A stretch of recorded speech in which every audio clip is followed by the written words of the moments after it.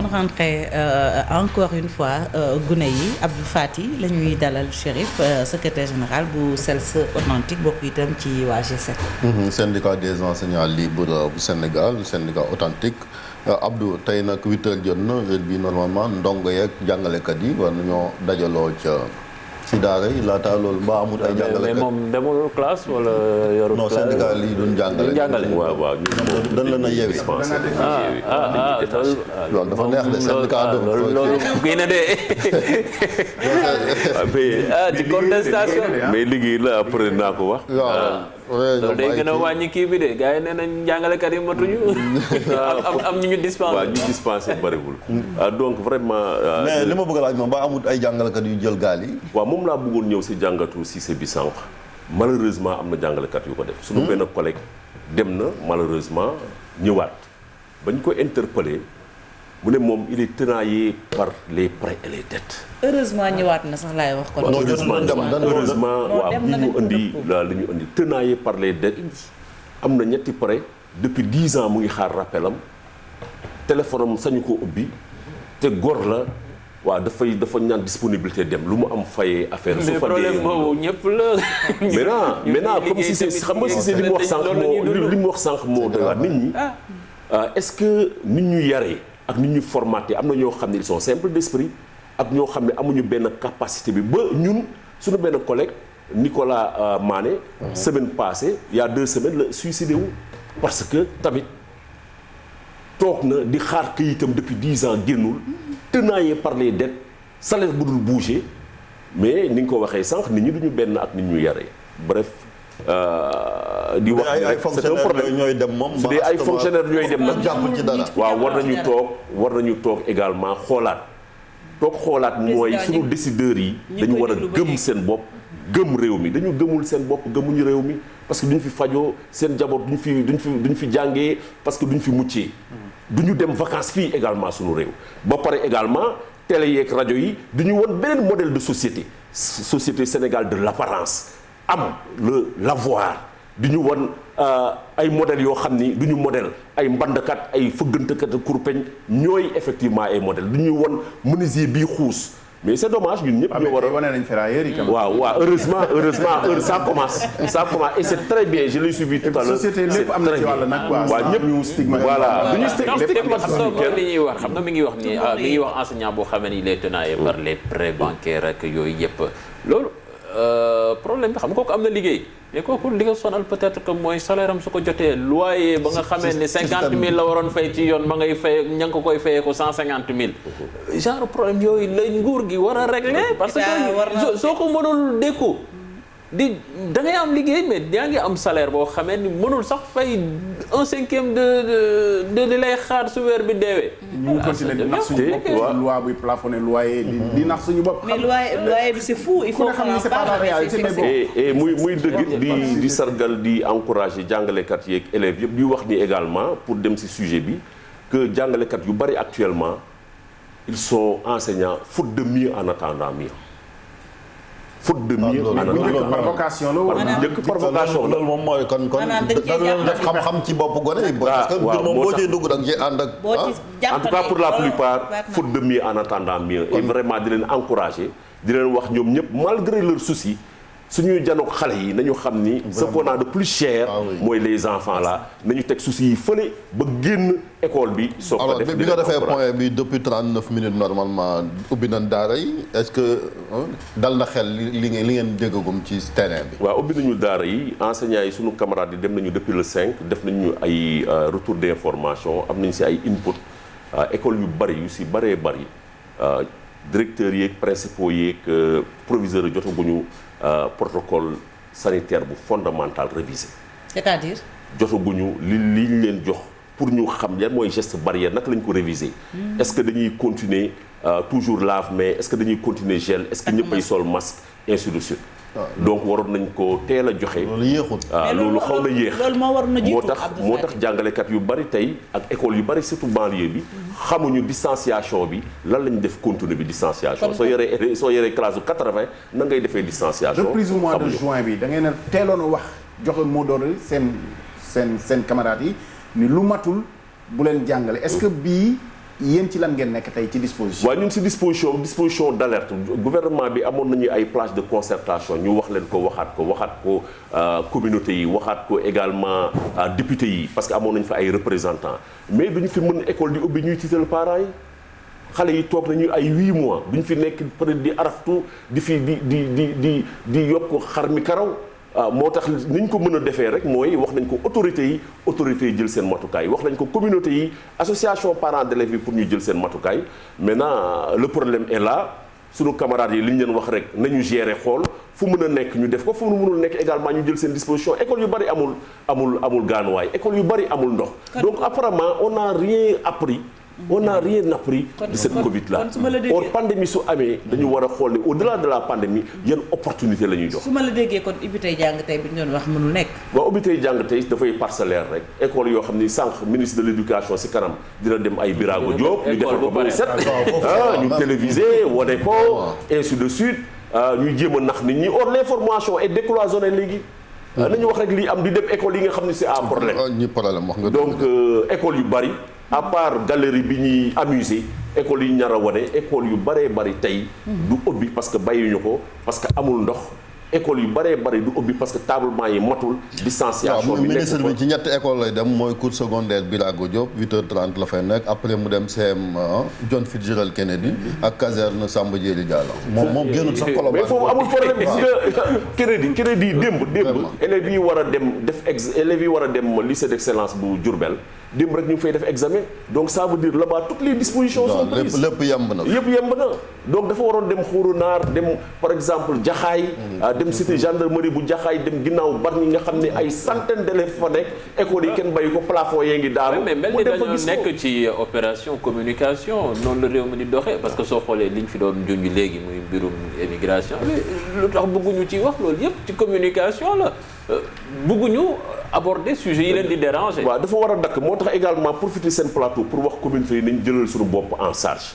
am na communauté yoo xam ni xaaruñu léegi gouvernement yi jeunes yi organisé wu ASC yi organisé wu ñëw bay école bi ñëw peinture indi seen brique indi seen xaalis ñëw désinfecté taxaw mais suñ ko deful rek ñun dina si mu fiy continuer rek mooy ñun l'écrasante majorité suñuy doom dañu leen di dispenser ay enseignements de piètre qualité ñoom seen i doom am ay enseignements yu baax dynastie bi renouvelé wu gis nañ ko sax si gouvernement bi ñoo xam ni seen i doom ay Kléber la ñu jàngoon ñoo fi ñëw nekk ministre donc na communauté bi góorgóorlu ni mun nañ ko renverser ñun suñ ñu bàyyee nañu am fulla ak fayda boo xam ni mobiliser wu teg suñu école yi dans de bonnes conditions enseignants yi jéem justement monsieur Fatick gis nañ ni école publique bi ñu bari dañ ko daw ko génn parce que dañ jàppoon ne la fa am baaxul ñu dem ci école privée ya gis nañ jafe-jafe yi ciy am koppar gi fay ba am na yenn parents yoo xam ne sax xam naa ni bëgg nañ fa delluwaat waaye est-ce que suñu fa delluwaatee dinañu fa am li ñu soxla. Diaw vraiment yéen sax war ngeen école privée yi wax dëgg yàlla problème la Sénégal war ngeen fi def ay émissions yu bëree bëri si école privée yi. xam nga luy xew. mooy ministère de l'éducation nationale lu toll ni école privée soo jëlee Kër Massar 500 écoles privées ab division moo koy gérer 5 personnes fa nekk. c'est la pagaille totale pagaille boo xam ne dañuy jël kër rek. samp fa école di fa jàngale ay contenu yu leen neex or l'école au Sénégal est laïque populaire démocratique organisée ñu bàyyi ay chasseurs de primes lu pour mu neex dugg fa di jàngale lu ko neex di fa dugal ay curriculum yu leen neex c'est inadmissible tey rattrapé nañu suñu désorganisation ak manque d'autorité bi daf ñu rattrapé. parce que Diallo wax na fi si korom ne plus de 3700 et quelques élèves école privée ñoo nekk Sénégal mais 400 et quelques la état bi ñoo nekk en règle reconnaître xam nga loolu moom lu grave. ancien chef de division école privée wax na ñoom sax xamuñu ñaata école la fi nekk. waaw wax na ko suñu pré-rentrée bi semaine passée ne xamuñu ñaata école la fi nekk donc tey et man personnellement j'ai demandé au ministre devant les yeux dans les yeux que ñu ériger division bi en direction bi normé li fi am parce que li fi am normé wuñu ko li fi am ñu ngi dugal ay jàngale yoo xam ni insidieusement yoo xam ni ëllëg mun na dal suñu réew di wax ni yan xeetu jàngale fii sunu jàngale curriculum c'est organisé mais fii Sénégal amul école arabe amul école également confessionnelle patronat bi mooy confessionnel soit ñu nekk ay arabophone wala ay chrétien patronat bi mais l'école est laïque populaire démocratique mais si biir contenu yi ñu ngi siy def lu leen neex. affaire u diine ak yooyu. ñu ngi siy def lu leen neex ak façon bu ne surtout ñun bi ñu bokk am na si ay secte ak ay tendance yoo xam ni ñun fii réew mi ngi koy xeex ñun fii aadawuñu ko. bu dul confessionnel sax. ci curricula yi ci genre góor ak jigéen yooyu souvent débat lay doon ci curricula yi ñuy dugal ci genre ak yooyu góor jigéen. effectivement si lay dugg kenn saytuwu ko ñu ngi seetaan. croiser les bras def fuite en avant et également am na beneen aspect gis nga au-delà du fait que nit ñi dañuy dugal seen doom dans le privé parce que dans le public dafa am problème mais am na benn réalité bu fi nekk soo jëlee banlieue bi urbanisation galopante bi kenn du prévoir benn espace da ngay gis quartier boo xam ne y a 4000 âmes comme Tawfekh amul école. ay bonne volonté ñooy xëy par nécessité la nit ñuy dugal seen. plan yëpp nag prévoir école. même soo jëlee dagat ko def ko kër. soo jëlee Samba si fi mu dëkk. ministre Samba si fi mu dëkk mooy cité des enseignants bi sud-est bii nekk ginnaaw Rufisque amul école. ay bonne volonté ñoo génn seen kër. organiser xale yi pour ñu jàng. dëkk yu bari duñ ko jël en charge dëkk daal un pays ñun daal suñu dëkk bi. des fois sax tu découragement moo lay gagné. non bul parce que dafa mel ni république banananière la. parce que république yëpp dafa war a connecté wu. amul non buñ découragé noonu gëm Sénégal suñ Sénégal la. li ma bëggoon mooy particularité année bi wax nañ ko fi li ci bees mooy wax nañ 4 millions élèves yoo xamante ni war nañoo teew ci daara yi. en juin bi ñuy reprendre boobu classe d'examen yi la woon mais bii pas classe intermédiaire yi dugg nañ ci ñooñu moom ñu ci bëri sax ñoo xamante ni nafaruñ woon est-ce que dina yomb tey reprise bi nii ci ñoo xamante toog na lu mat juróom-ñaari weer dara dugalul ko seen bopp yi. waaw reprise bi moom dina metti par rapport ak même remédiation yi parce que ñun dañuy jël weer bi yëpp classe intermédiaire yi def ay remédiation yu intense dinañu jéem. mais c'est pratique. mais loolu faudrait que ñu tàmbali njàng mi. waaw dañu tàmbali njàng li ma faudrait que effectivement ñu bañ a perdre heure mais malheureusement à ce rythme là dina am problème mais ñun en tout cas taxawaay bi ñu si am mooy xale yi perte nañu lu bëree bëri dañu xar suñuy tànk tubéy faire de telle sorte que xale yi effectivement ñu jëm a rattraper tout di lancer un appel également aux parents école buñ ñu ko bàyyee kese te classe examen yi wane na ko parents yi bàyyeewuñu école bi. gis nañu sunu parents yi dañu doon am benn interaction ak ñoom ci groupe WhatsApp yi parents yi di suivre xale yi dëj xale yi école am ay répétiteurs ñu leen di suivre. loolu c'est une bonne méthode. condition bi tamit moo ñu am une année apaisée ngeen bañ a def comme Castro yëngu-yëngal. waaw parce que ren moom mën ngeen ñoo garanti ne yëngu-yëngal du am ci. waaw année apaisée gis nga ministre de l'éducation dafa wax moom chantier am mooy espace scolaire apaisé. maintenant espace scolaire apaisé naturellement dafa am ay conditions. boo fi posé condition année non du condition c'est-à-dire question de bon sens la. ñun daaw dañu mobiliser sunu 20 millions am participation doon grève suspendre ko te grève bi yëpp du dara ay restitution rek la mooy respect des accords. li ñu laaj gouvernement bi c'est très simple bonne gouvernance la ñu laaj gouvernement bi mooy ñu digitaliser lépp. mooy également li ñu amee nit ñi ñu régler ko. mooy le problème mu DMC nga xam ne fonctionnaire au Sénégal yëpp ñu xool ni ñu koy délocaliser mooy immatriculation wu enseignants yi ñu immatriculer leen depuis 6 ans ñu ngi xaar ni ñu leen di immatriculer leen. mooy ZAC yi ñu joxe depuis 2004 mais ñoom suñu bëgg a séddoo suuf ñu ngi séddoo suuf depuis 2004. ZAC yi mënuñu ko joxe. mais donc ñoom en réalité. suñu góorgóorloo ñun président conseil des ministres nous a remercié nous a félicité. suñu sursaut national. ne nañ ko lim ñu mën a remercier rek du ndàmpaay du dara mooy ñu respecter ci ay délais yu raisonnable respecter protocole d'accord bii bu 2018 mu féete boor mu jubbi ci leneen. yaa ngi ko doon wax sànq bi la Cheikh di wax naan la am na parents yoo xam ne ren dañu bëggoon jëlewaat sax seen doom bi wala boobu mën nañu fas yéene parce que lii buñ ci trouver solution ils seront obligés de retourner dans le public. ñi ngi am ay problème pour fay ay payoor ay 3 mois arrière yoo xam ne defuñu leen benn service mais dañ ne leen contrat bi c'est toute l'année dañ ko war a fay yow en tant que enseignant nan nga gisee loolu ak itam nan nga jàpp ne moom mooy solution parce que ñoom ñëpp xajuñu aussi ci public bi. waaw solution bi mooy effectivement que ñi nekk dans le privé bi revenir à la raison parce que le service est payé après avoir été fait. mais service bi ñu deful nag wax dëgg yàlla xel nanguwu ko quoi. am na école privée yu bari ñu ci bari dañu restituer su ma jëlee Marie Riviera bu Ziguinchor dañu sax restituer dañ ko restituer waat parents yi donc je pense que ñoom ñëpp dañu war a topp comme Marie Riviera bu Ziguinchor ni mu def mais bañ a imposer parents yi loolu. ba pare état du Sénégal également jël ay responsabilités. parce que l'école là moom moo ko gérer c'est responsable bu mu def faux fuyant naan dem leen code du travail moo leen régir dem leen porter plainte c'est irresponsable. vraiment ñoom également ñi nekk dans le privé dafa am lu ñu leen délégué parce que ñëpp mënuñu nekk dans le public.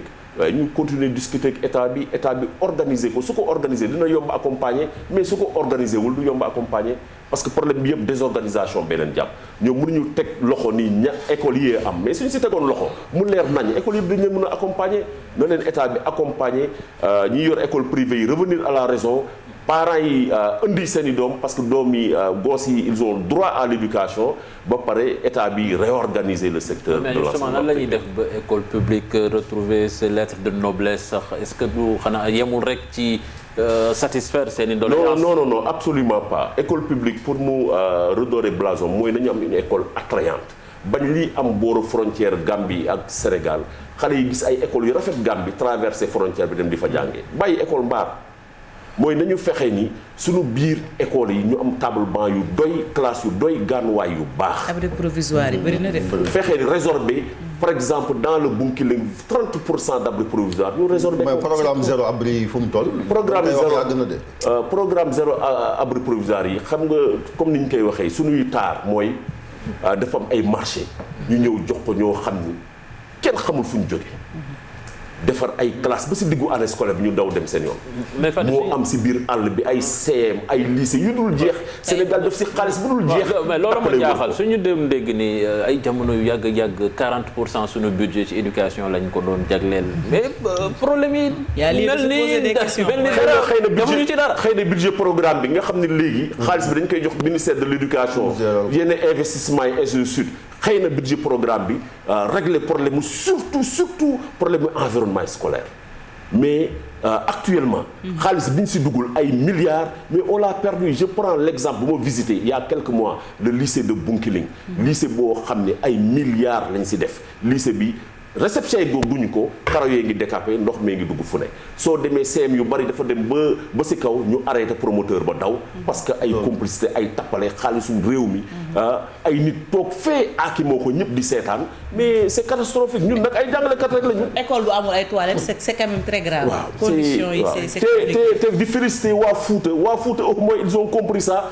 seeni suñu compatriotes yi nekk dans la diaspora. ñoom ñooy ñëw defar école yu baax def si ay enseignant indi ay solaire ñëpp nekk fa dans de bonnes conditions mais peut-être diaspora bi li mu mën ñeneen mënuñu ko ñu ngi fay fii suñuy impôt ay nit di ko détourner nit ñi nekk ay complices école bi di gën a nërmeelu elle n'est plus attrayante xale yi du ñu yàkkam bi sax dem jàng seen eau de nee na ndox du am ñu dem seetaani affaire ndox moom aussi école la ngi tëji mais gis ngeen communiqué seen eau bi perturbation bi ñoom kay dañ ñoo ne muñ leen KMS baa ngi ñëw waaye KMS ba ñuy wax ni chaque jour ñu ngi ci vraiment nag jot na bu dee bii mooy bu mujj bi nangu nañ koo dékku.